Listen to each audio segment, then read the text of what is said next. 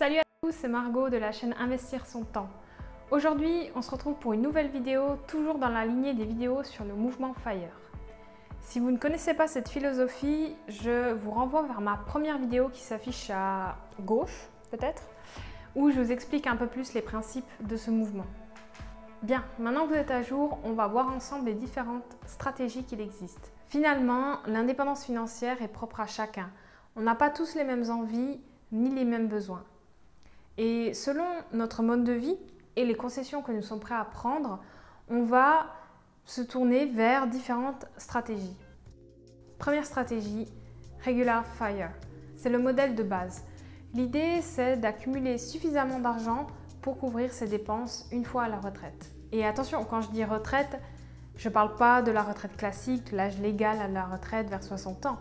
Là, je parle vraiment du moment où on arrête de travailler. Et souvent, pour les personnes adeptes du mouvement FIRE, on tourne plutôt autour des 30-40 ans. Quand les personnes choisissent cette option, ils se fixent un montant et ils vont ensuite retirer chaque année un certain pourcentage de leur fortune pour couvrir leurs dépenses tous les ans. Généralement, on parle de la règle des 4%. Alors pourquoi 4%? C'est que c'est l'idée de consommer seulement 4% de son portefeuille investi en bourse, parce que c'est une valeur qui est compensée par la hausse des marchés boursiers en général. Donc l'argent qui reste en bourse continue de générer des profits pendant que vous vivez seulement avec une partie de ces 4%. Le reste continue de générer des bénéfices et des intérêts qui vous permettent d'alimenter chaque année vos dépenses. Par exemple, imaginons que votre objectif est de placer 1 million d'euros en bourse. Alors comment trouver ce 1 million d'euros? 4% de 1 million d'euros, ça fait 40 000 euros, ce qui fait environ 3 300 euros par mois, à peu près. Je vous mets le calcul ici, qui permet largement de quoi vivre une fois qu'on arrête de travailler. Alors bien sûr, il va falloir économiser pas mal pour en arriver là, parce qu'il va falloir quand même investir 1 million d'euros en bourse. Deuxième stratégie, Lean FIRE. Cette stratégie, elle est vraiment idéale pour les personnes frugales qui n'ont pas besoin de beaucoup d'argent pour vivre. Alors évidemment, ces personnes atteignent leur indépendance financière beaucoup plus rapidement, parce que si par exemple, on n'a besoin que de 1 000 euros pour vivre, 1 000 euros par mois pour vivre, sachant qu'on retire 4%, il nous faudra atteindre environ 300 000 euros investis en bourse, ce qui est largement envisageable. Par rapport à 1 million d'euros, 300 000 euros, c'est faisable. Généralement, les personnes qui choisissent cette stratégie se concentrent surtout sur la diminution de leurs dépenses. Voilà, après, il y a certains qui diront qu'ils les traiteront un petit peu de radins, mais eux, ils sont juste heureux de ne plus avoir à se soucier de l'argent et d'avoir vraiment cette liberté vis-à-vis de l'argent, quoi. Donc, pour eux, c'est leur philosophie et ça leur convient très bien comme ça. Troisième stratégie, Fat FIRE. Comme son nom l'indique, c'est pour ceux qui dépensent plus d'argent que la moyenne des gens.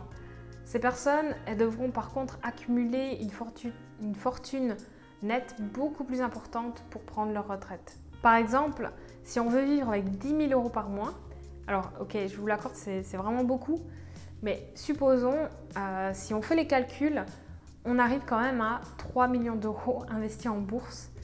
Alors là, ouais, c'est un paquet d'argent, je vous l'accorde. Ce sont des personnes qui ne se soucient pas trop de leurs dépenses, mais ils essaient plutôt d'augmenter leurs revenus pour justement arriver à ces fameux 3 millions d'euros investis en bourse. Dernière stratégie, Barista FIRE.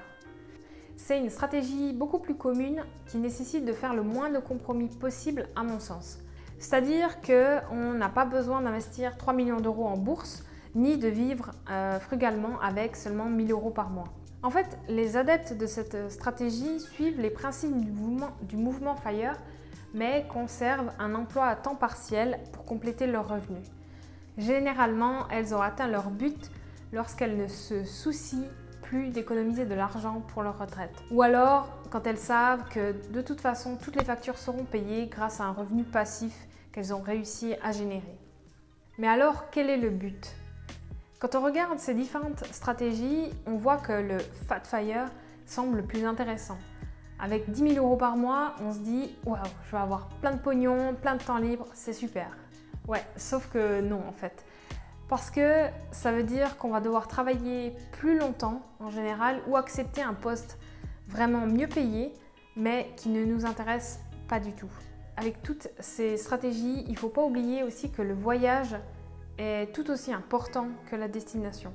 Après, je conçois qu'il ne sert à rien de prendre une retraite anticipée si vous devez constamment vous demander si vous avez assez d'argent pour payer les factures. Il y a un juste milieu à trouver entre les deux. Pour ma part, je cherche surtout à atteindre une certaine liberté financière. Mon but ultime, c'est pas d'arrêter de travailler, en tout cas pas dans l'immédiat, c'est simplement de travailler moins pour me permettre de réaliser plus de projets. Par exemple, j'aimerais partir en voyage, j'aimerais faire des beaux voyages, voilà, dans des beaux hôtels ou ce genre de choses. Pour ça, il va falloir un petit peu d'argent, mais aussi du temps. Parce que c'est clair qu'avec 5 semaines de congés par année, on ne va pas aller très loin. J'aimerais aussi faire du bénévolat, peut-être à la SPA, je ne sais pas encore où, mais c'est quelque chose qui me tente depuis plusieurs années, mais malheureusement, je n'ai pas le temps, j'ai pas envie de prendre le temps pour l'instant pour faire ça. Mais dans tous les cas, pour réaliser tous ces projets, il va falloir que mon argent soit décorrélé de mon temps de travail, quoi qu'il arrive. Et pour toi, je serais curieuse de savoir s'il y a une de ces stratégies qui te parle le plus. N'hésite pas à la partager dans les commentaires, je serais curieuse de savoir. Dans une prochaine vidéo, je vous parlerai des étapes très générales pour atteindre cette liberté financière. D'ici là, j'espère que vos finances se portent bien et je vous dis à bientôt.